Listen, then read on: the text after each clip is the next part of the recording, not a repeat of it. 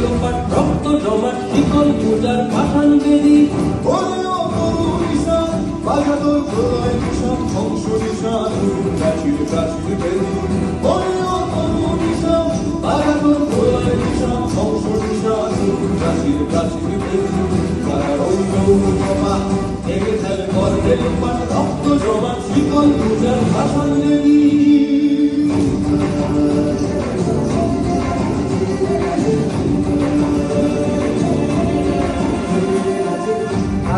বাজনা বাজা কে মালিক পেশে রাজা